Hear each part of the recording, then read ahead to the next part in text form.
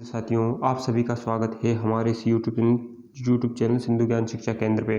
दोस्तों, हमारे चैनल के माध्यम से आपको प्रत्येक मंडे एग्जाम जैसे कि रेलवे, बेकिंग, एसएससी एवं अदर स्टेट लेवल की परीक्षाएं जिसमें जीके, जीएस एवं करंट अफेयर पूछा जाता है, उसकी तैयारी करवाई जाएगी।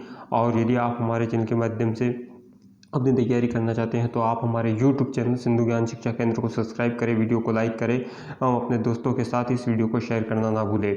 तो दोस्तों, आज हम जिस विषय पर बात करेंगे वह होगा भौतिक विज्ञान। और इससे पहले वाले वीडियो जो है वो मैंने चैनल पर डाल रखे हैं, तो आप हमारे चैनल पर जाकर अन्य वीडियो आसानी से देख सकते हैं।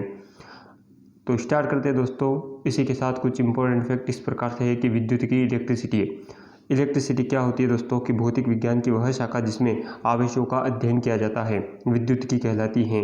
इसकी दो शाखाएं होती है। देखते हैं दोस्तों इसकी दो शाखाएं कौन कौन सी होती है। तो पहली इस प्रकार से है कि स्थिर विद्युत की, और स्थिर विद्युत यानी इलेक्ट्रोस्टैटिक्स विद्युत की वह शाखा जिसमें स्थिर अवस्थाओं में आवेशों का अध्ययन किया जाता है स्थिर विद्युत की कहलाती है। और दूसरी है दोस्तों गतिक विद्युत की यानी इलेक्ट्रोडायनामिक्स, और इसमें क्या होता है साथियों कि गति अवस्थाओं में आवेशों का अध्ययन गतिक विद्युत की कहलाता है। आगे बढ़ते हैं दोस्तों प्रश्न और उत्तर की तरफ। और पहला प्रश्न है कि एक आदर्श वोल्टमीटर का प्रतिरोध हमेशा होता है। पहला ऑप्शन है 0, दूसरा है अनंत, तीसरा है समरूप और चौथा ऑप्शन है मध्यवर्ती। तो बताइए दोस्तों प्रश्न क्रमांक पहले का सही उत्तर क्या होगा। तो इस क्वेश्चन का जो राइट आंसर है वह है ऑप्शन नंबर दूसरा, अनंत होता है दोस्तों। एक आदर्श वोल्टमीटर का प्रतिरोध अनंत होता है। आगे बढ़ते हैं दोस्तों प्रश्न क्रमांक दूसरे की ओर कि विद्युत चुंबकीय या यांत्रिक तरंगें कहलाती हैं। तो पहला ऑप्शन है गामा किरणें, दूसरा है ऊष्मा तरंगे, तीसरा है रेडियो तरंगे और चौथा ऑप्शन है यह सभी। तो दोस्तों प्रश्न क्रमांक दूसरे का जो सही उत्तर होगा वह है ऑप्शन नंबर चौथा कि विद्युत चुंबकीय या यांत्रिक तरंगे कहलाती हैं। दोनों सभी प्रकार की होती है, गामा किरणें भी होती है, ऊष्मा तरंगे और रेडियो तरंगे, सभी को विद्युत चुंबकीय या यांत्रिक तरंगे कहा जाता है। आगे बढ़ते दोस्तों प्रश्न क्रमांक तीसरे की ओर कि कैंसर के इलाज में तथा परमाणु के नाभिक किस रचना में किस प्रकार की किरणों का प्रयोग किया जाता है। पहला ऑप्शन है गामा किरणें, दूसरा है एक्सरे किरणें और तीसरा ऑप्शन है ऊष्मा तरंगे, चौथा ऑप्शन है रेडियो तरंगे। तो दोस्तों बताइए इस क्वेश्चन का राइट आंसर क्या होगा। इस प्रश्न का जो सही उत्तर है वह है ऑप्शन नंबर दूसरा, एक्सरे तरंगे को गामा किरणें भी कहा जाता है दोस्तों। आगे बढ़ते हैं दोस्तों प्रश्न क्रमांक चौथे की ओर कि शरीर में हड्डी टूटने, फेफड़ों के रोगों में, शरीर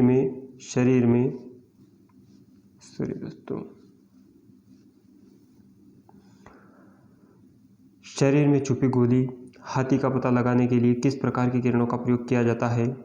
पहला ऑप्शन है पराबैंगनी किरणों का, दूसरा है एक्सरे किरणों का और तीसरा ऑप्शन है रेडियो तरंगों का, चौथा ऑप्शन है गामा किरणों का। तो प्रश्न क्रमांक चौथे का जो राइट आंसर होगा वह है ऑप्शन नंबर दूसरा, एक्सरे किरणों का उपयोग किया जाता है साथियों। आगे बढ़ते हैं प्रश्न क्रमांक पांचवें की ओर कि पराबैंगनी किरणें यानी अल्ट्रावायलेट रेज की खोज किसने करी थी। पहला ऑप्शन है बेकुलर तथा क्यूरी ने, दूसरा है रोंटजन ने और तीसरा ऑप्शन है रीटर ने, चौथा है इनमें से कोई नहीं। तो बताइए दोस्तों प्रश्न क्रमांक पांचवें का राइट आंसर क्या होगा। इस क्वेश्चन का जो सही उत्तर है वह है ऑप्शन नंबर तीसरा कि रीटर ने करी थी पराबैंगनी किरणों की खोज। और प्रश्न क्रमांक छठा है तरंगों का आवृत्ति या तरंग दैर्घ्य के क्रम में वर्गीकरण कहलाता है। वेरी इंपॉर्टेंट क्वेश्चन दोस्तों आपकी एग्जाम की दृष्टि से, जैसे आने वाले दिनों में होने वाली परीक्षाएं के लिए यह क्वेश्चन वेरी इंपॉर्टेंट होंगे। तो दोस्तों यदि यह वीडियो आपको पसंद आता है तो वीडियो को लाइक करना ना भूलें एवं हमारे यूट्यूब चैनल सिंधु ज्ञान शिक्षा केंद्र को ज़रूर सब्सक्राइब करें। तो इसका पहला ऑप्शन है विद्युत चुम्बकीय स्पेक्ट्रम, दूसरा है विद्युत चुम्बकीय तरंगे, तीसरा है आवृत्ति परिसर और चौथा है इनमें से कोई नहीं। तो बताइए दोस्तों प्रश्न क्रमांक छठे का राइट आंसर क्या होगा। और प्रश्न है कि तरंगों का आवृत्ति या तरंग दैर्घ्य के क्रम में वर्गीकरण कहलाता है। तो इस क्वेश्चन का जो राइट आंसर है दोस्तों वह है ऑप्शन नंबर पहला, विद्युत चुम्बकीय स्पेक्ट्रम कहलाता है दोस्तों, याद रखें। आगे बढ़ते हैं दोस्तों प्रश्न क्रमांक सातवें की ओर कि बहुत ज़्यादा शक्तिशाली रेडियो एक्टिव तत्व है जिसकी खोज मैडम क्यूरी ने करी थी। ध्यान से पढ़े दोस्तों। इस क्वेश्चन का राइट आंसर क्या होगा? पहला है थोरियम, दूसरा है रेडियम, तीसरा है पोटेशियम और चौथा है इलेक्ट्रॉन। तो प्रश्न क्रमांक 7वें का जो सही उत्तर होगा वह है ऑप्शन नंबर दूसरा, रेडियम। दोस्तों मैम क्यूरी ने जिस मेटल की खोज करी थी वह था रेडियम, और इसी के लिए इनको नोबेल प्राइज दिया गया था केमिस्ट्री के क्षेत्र में। आगे बढ़ते हैं दोस्तों प्रश्न क्रमांक 8वें की ओर कि आयनीकरण प्रवाह की धारा को किस यंत्र के द्वारा मापा जाता है? वेरी इंपॉर्टेंट क्वेश्चन दोस्तों। और यदि आप इसी के साथ इस वीडियो की PDF पाना चाहते हैं तो आप हमारे टेलीग्राम चैनल सिंधु ज्ञान शिक्षा केंद्र को ज़रूर ज्वाइन करें। और यह वीडियो आप फेसबुक पेज पर भी देख सकते हैं और हमारे यूट्यूब चैनल पर देखना चाहे तो इसके अलावा अन्य वीडियो जो है वो मैंने यूट्यूब पर डाल रखे हैं। और हमारे यूट्यूब चैनल का नाम है सिंधु ज्ञान शिक्षा केंद्र। और यदि आप यूट्यूब पर जाकर जिसे सर्च करेंगे तो आपको आसानी से यह वीडियो मिल जाएंगे। आगे बढ़ते हैं दोस्तों प्रश्न क्रमांक, पहला ऑप्शन है एम्पलीफायर, दूसरा है एम्पलीफायर और तीसरा ऑप्शन है क्रिस्पीफायर और चौथा ऑप्शन है आयरोनोडायमेट। तो बताइए दोस्तों प्रश्न क्रमांक 8वें का राइट आंसर क्या होगा कि आयनीकरण प्रवाह की दर को जो मापा जाता है दोस्तों वह मापा जाता है एम्पियर के अंदर। और इसी के साथ प्रश्न क्रमांक 9 है दोस्तों कि किस उपकरण के द्वारा बेलनाकार वस्तुओं के अंदर तथा बाहर के व्यास को मापा जाता है? पहला ऑप्शन है ट्रांसफार्मर, दूसरा है बिनोक्यूलर, तीसरा ऑप्शन है कैलिपरिसर और चौथा ऑप्शन है सिनेमेटोग्राफ। तो प्रश्न क्रमांक 90 का जो राइट आंसर होगा वह है ऑप्शन नंबर तीसरा, कैलिपरिसर के द्वारा जो है वह बेलनाकार वस्तुओं के अंदर तथा बाहर के व्यास को मापा जाता है कैपिलरी परिसर के थ्रू। दोस्तों यदि किसी प्रकार की कोई टाइपिंग मिस्टेक होती है तो मैं उसको PDF फॉर्मेट जब आपको टेलीग्राम चैनल पर अवेलेबल करवाऊंगा तो उसमें करेक्शन करके सही कर दूंगा। आप निश्चिंत रहे दोस्तों। और इसी के साथ प्रश्नों के ऊपर ध्यान देते हुए बताइए प्रश्न क्रमांक 10वें का राइट आंसर क्या होगा? प्रश्न इस प्रकार से है कि किस यंत्र से घूमती हुई वस्तुओं की गति ज्ञात करते हैं?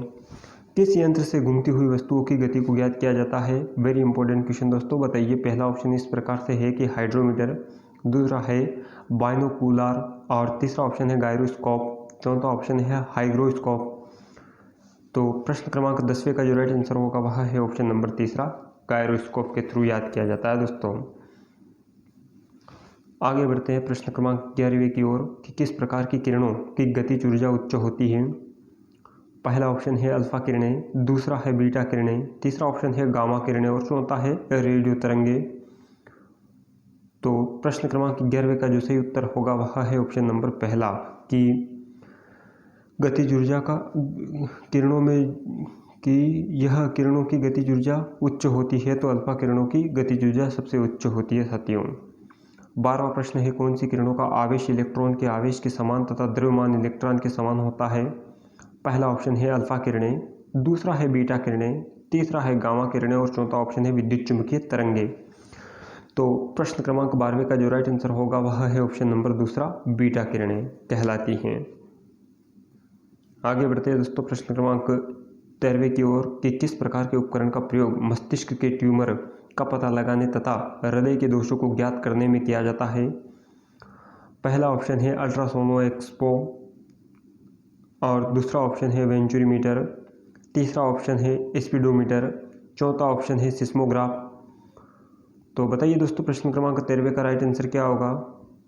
इस क्वेश्चन का जो सही उत्तर है वह है ऑप्शन नंबर पहला, अल्ट्रासोनोस्कोप कहा जाता है। और प्रश्न क्रमांक 14वां है कि किस प्रकार के उपकरण में जब पनडुब्बी पानी के अंदर होती हैं तो पानी की सतह का अवलोकन किया जा सकता है और उसमें बैठे लोग बिना किसी की जानकारी में आए बिना किसी बाधा बाहरी हलचल को देख सकते हैं? वेरी इंपॉर्टेंट क्वेश्चन दोस्तों। इस प्रश्न को आप ध्यान से ज़रूर पढ़ें और सही तरीके से पढ़ के इसका उत्तर बताएं। पहला ऑप्शन है वेंचुरीमीटर, दूसरा है पेरिस्कोप, तीसरा ऑप्शन है सिस्मोग्राफ और चौथा ऑप्शन है फाइडोमीटर। तो बताइए दोस्तों प्रश्न क्रमांक 14 का राइट आंसर क्या होगा? इस प्रश्न का जो सही उत्तर है वह है ऑप्शन नंबर दूसरा, पेरिस्कोप के थ्रू ज्ञात किया जाता है दोस्तों। और प्रश्न क्रमांक 15वां है कि किस प्रकार की यांत्रिक किरणें का वेग प्रकाश के वेग के बराबर होता है। पहला ऑप्शन है गामा किरण, दूसरा है अल्फा किरण, तीसरा है रेडियो तरंगे और चौथा ऑप्शन है दोस्तों